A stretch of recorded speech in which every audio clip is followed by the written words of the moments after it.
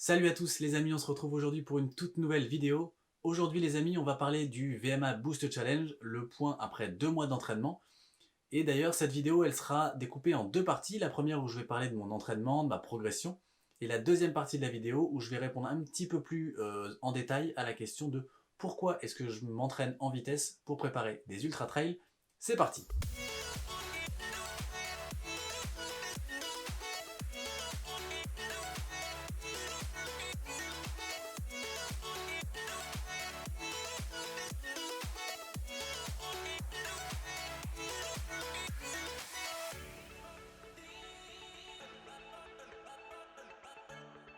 Alors quoi de neuf depuis un mois? Et bien écoutez, depuis la dernière vidéo, j'ai fait 15 séances sur 33 jours, donc ça fait à peu près une séance tous les 2 jours, donc ça reste dans ma moyenne habituelle. Ces séances, elles m'ont permis de faire 175 km, ça correspond à peu près 11,6-11,7 km par séance, donc pareil, ça reste dans les mêmes eaux que la première phase du VMA Boost Challenge. Et la vitesse de déplacement, toujours pareil, entre 4,46 4,47 minutes par kilomètre, donc toujours très stable aux alentours de 4,40 4,50 sur les 175 km. Bref, en termes de chiffres, c'est kiff-kiff avec la première partie du programme. Par contre, en termes de contenu de séance, on a des séances qui sont, à mon sens, et c'est peut-être pas qu'une impression, un petit peu différentes, et des séances où on va aller travailler un petit peu plus en intensité, des séances un peu plus dures, alors certes sur des distances et des temps plus courts, mais ça change de la première partie du programme, et ça, moralement, c'est très très appréciable. Donc juste avant les fêtes, j'ai fait le deuxième test intermédiaire, donc pour valider la deuxième phase du VMA Boost Challenge. Ce test, c'était 1 minute, puis 3 minutes 30, puis 1 minute 30 à fond. Et on a appris après coup, par le coach Fred, qu'en fait, il n'y avait que le 3 minutes 30 du milieu qui comptait. C'est ce qu'il appelle un test à l'aveugle. Donc on ne savait pas quelle partie du test allait être prise en compte. Bon là, voilà, c'était les 3 minutes 30 du milieu. Je me doutais un petit peu que tout ne serait pas pris en compte. Mais voilà, on ne sait jamais à l'avance, donc on est obligé de tout faire à fond comme il faut. Sur ce 3 minutes 30, je m'en suis vraiment pas mal sorti, parce que j'ai fait 1170 mètres, donc ça fait une moyenne à peu près de 2,59 3 minutes au kilomètre, donc j'étais vraiment très content de mon test et de ce que j'ai pu faire pendant ce test. Ce qui me met un petit peu plus la pression, c'est que Fred a dit sur une vidéo sur Facebook que j'ai vu passer, que cette allure qu'on avait fait sur le 3 minutes 30, c'était à peu de choses près l'allure qu'on devrait être capable de tenir sur 5 km lors du dernier test que moi je ferai fin janvier. Donc voilà, 3 minutes au kilomètre sur 5 km, ça fait quand même 15 minutes.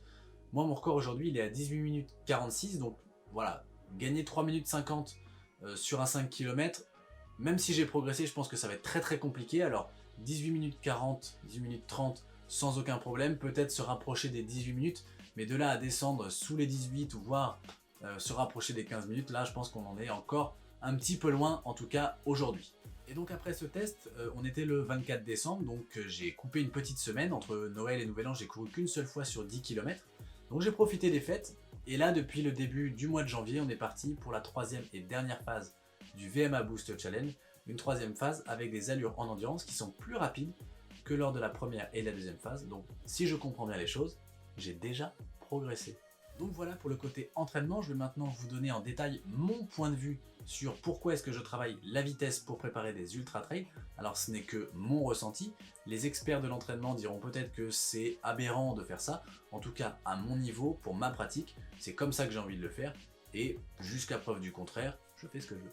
Alors c'est vrai que lorsqu'on regarde les vitesses de déplacement en ultra trail, on est très loin d'appeler ça de la vitesse. Si on regarde par exemple François Den quand il gagne la Diagonale des Fous, il la gagne à 7 km/h de moyenne. Et Pau Capel, quand il remporte le TMB en 2019, il le fait à 8,5 de moyenne. Donc c'est très loin des 20 km/h ou 21 km/h qu'on voit sur des distances comme marathon ou semi-marathon. Et ça, c'est encore que l'élite, parce que si on prend moi, mon niveau, quand je fais sur un parcours roulant type Ecotrail de Paris sur 80 km, je plafonne à 9 km/h de moyenne.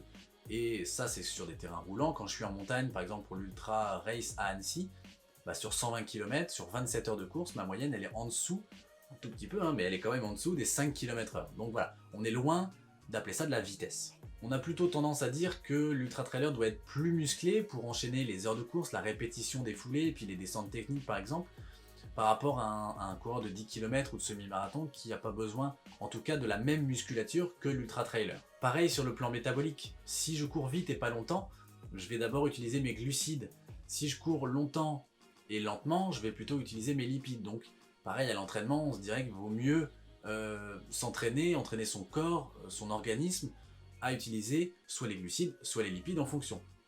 Et je vous parle pas du matos non plus, parce que voilà, quand vous faites un ultra en montagne et quand vous faites un 10 km en compétition, bah, c'est pas du tout le même matériel.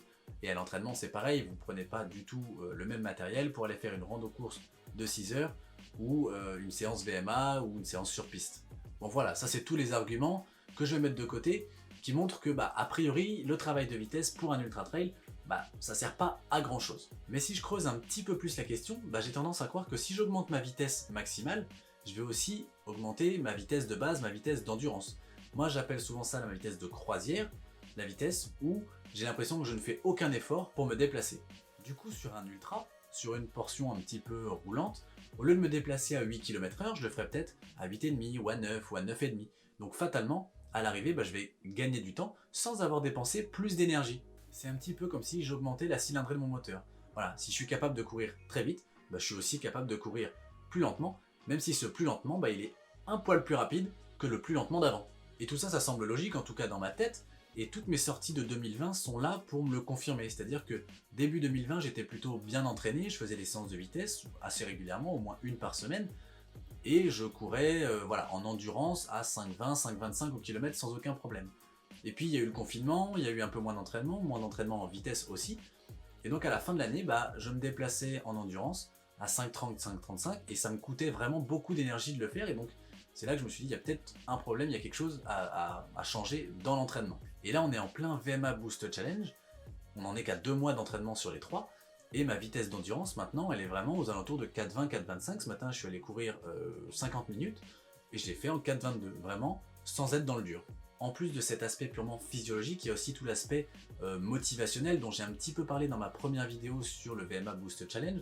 Le fait d'avoir des nouveaux objectifs, des nouvelles séances, des choses nouvelles à faire à l'entraînement, et ben, ça permet de casser un petit peu la routine et de se rebooster quand il y en a besoin. Bon, et puis on va pas se mentir, les séances de VMA, elles sont aussi censées être plus dures physiquement que des sorties en endurance. Donc avec des séances qui vont être relativement courtes, entre 1 heure et 1 heure et demie, on va déjà travailler mentalement la résistance à la douleur.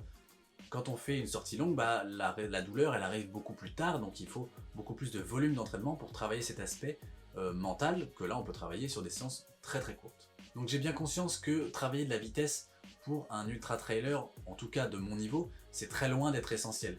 Mais moi j'aime bien voir les coureurs comme un ensemble complet avec des compétences. Vous voyez, un petit peu comme dans les jeux vidéo où les personnages ont des compétences en vitesse, en endurance, en force, etc. Et bah pour moi le meilleur personnage, le meilleur coureur, qu'il soit coureur de 5 km ou d'ultra trail, bah c'est pas celui qui sera le plus fort dans une compétence, c'est celui qui sera le plus complet. Pour moi, la vitesse, c'est un levier de progression qu'on va choisir d'actionner ou pas. Comme le travail d'endurance, comme le travail de musculation, comme la nutrition, comme le sommeil, comme plein de choses, voilà. Tout ça, pour moi, c'est des leviers qu'on choisit d'actionner ou pas en fonction de ses envies, de ses besoins et surtout de ses objectifs. Voilà un petit peu mon avis sur pourquoi il faut vraiment travailler la vitesse, même quand on fait des ultra trails. Alors ce n'est que mon avis, encore une fois, l'avenir me dira bientôt si j'ai eu raison ou pas de faire un gros bloc d'entraînement sur la vitesse. En tout cas, vous n'hésitez pas à me dire en commentaire ce que vous en pensez, si vous êtes du même avis, et même si vous n'êtes pas du même avis, c'est toujours très intéressant d'échanger avec les gens qui pensent l'inverse. En attendant, n'hésitez pas, si la vidéo vous a plu, à mettre un petit pouce bleu, à vous abonner aussi à la chaîne, à nous suivre sur Facebook et sur Instagram. Moi je vous retrouve très bientôt pour de nouvelles vidéos, pour la clôture de ce VMA Boost Challenge et pour d'autres, des récits de course, je l'espère, ça devrait revenir en 2021. Et d'ici la prochaine vidéo, surtout n'oubliez pas, portez-vous bien. Ciao.